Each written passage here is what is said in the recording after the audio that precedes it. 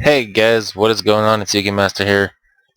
Uh, I am I have been playtesting a lot of decks for this new September format, and one of the ones that I have been playtesting is Bujins, and so far this is the Bujin deck that I have came up with, so let's get right into it.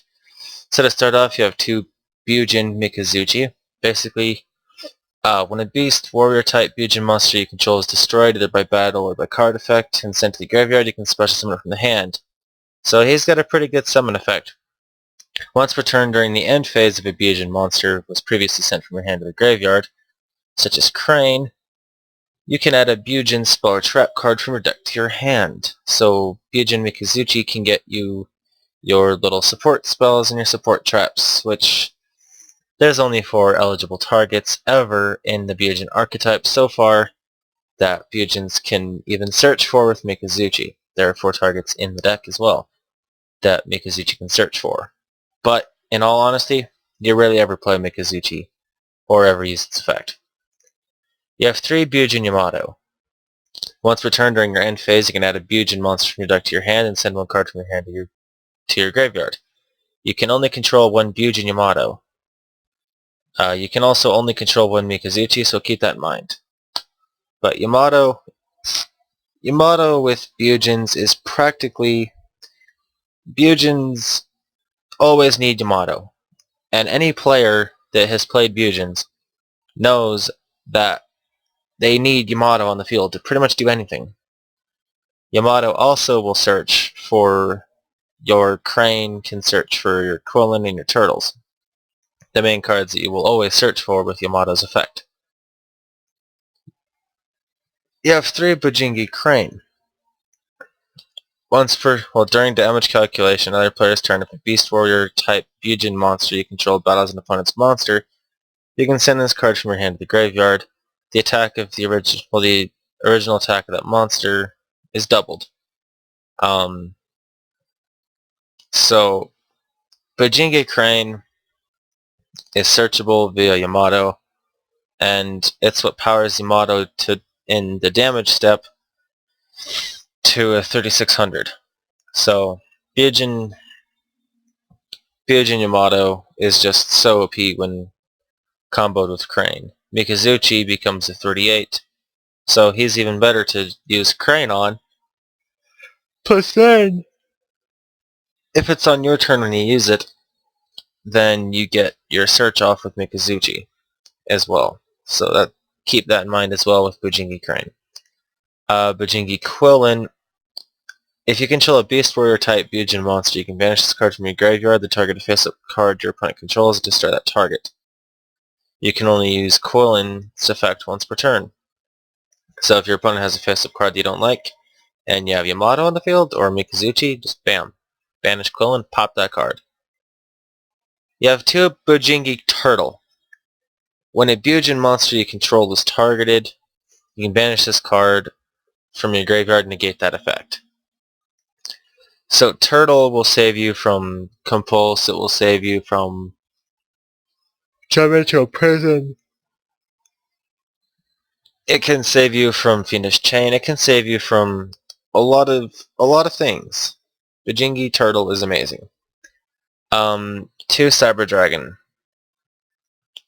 Because this build I actually kind of focus on going into some rank 5 plays a lot with this build. So I thought that Cyber Dragon was a really good card to run in. Also have 3 Ghost Ship. I think the 3 Ghost Ship is balanced in this deck because you can always get it out, and you more than likely can always go into a rank 5. Like it's extremely easy to pull off. Like Ghost Ship, you just banish a light monster from your graveyard and special summon it. You obviously run 1 Honest because every monster in the deck is a light monster. Most of the monsters in the extra deck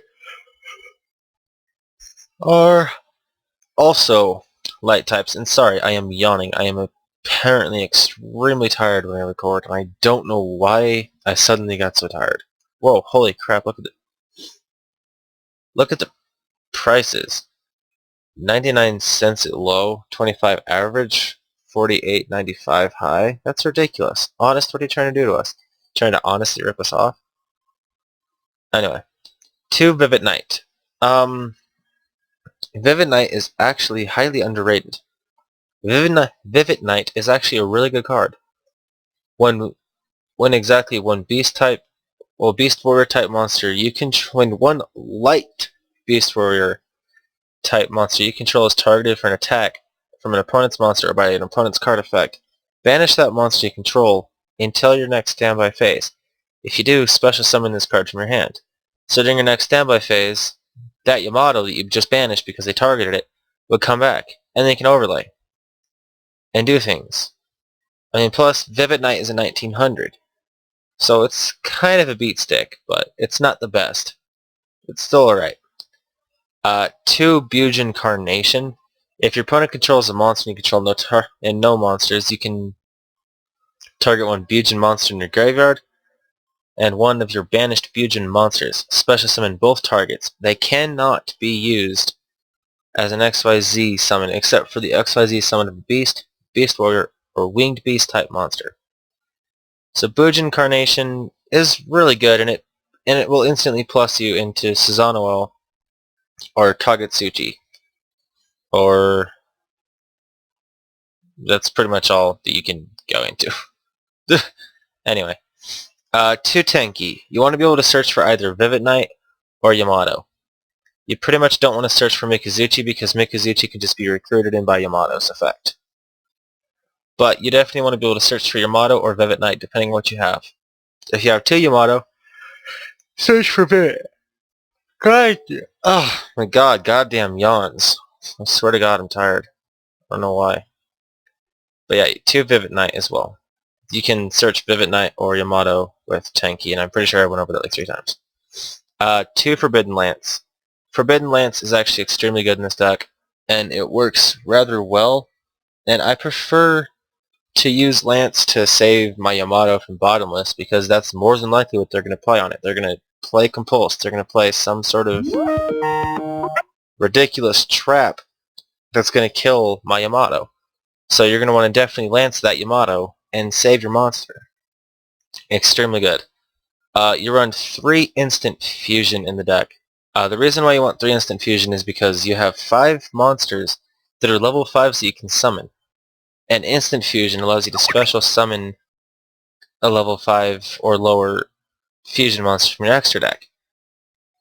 Your targets are Gelta the D Knight and an Ojama Knight. All level 5s, all 3 are lights. So it combos well with your Honest, it combos with these other cards.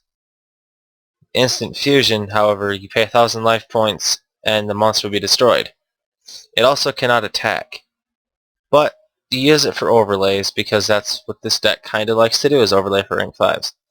You have 2 MST because we don't like back row in this new format.